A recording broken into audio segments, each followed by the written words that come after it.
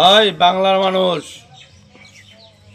বাংলার জনগণ সবাই এই বাংলার আদালতের প্রতিটা হত্যাকাণ্ডের, প্রতিটা ধর্ষণের সুষ্ঠু বিচার চায়।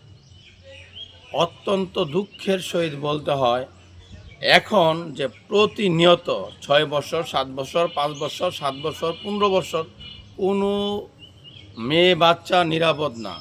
আর যারা ধর্ষণ করতেছে তাদেরকে প্রশাসন যদি অ্যারেস্টও করে, তাদের জামিন হয়ে যায়।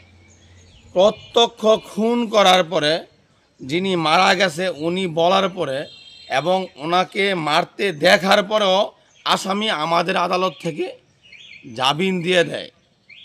যদি এরকম চলে দেশের আইন, তাহলে এক সময় অবশ্যই এদেশের জনগণ নিজের হাতে আইন তুলে নেবে।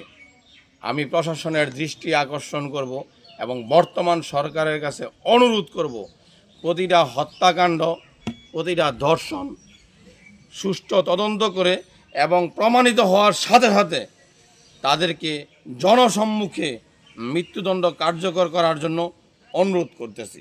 ভিডিওটা লাইক করে, কমেন্ট করে, শেয়ার করে ছড়িয়ে দিন এবং আপনি যদি একমত থাকেন, আপনিও এরকম সোচ্চার হওয়ার জন্য চেষ্টা করুন।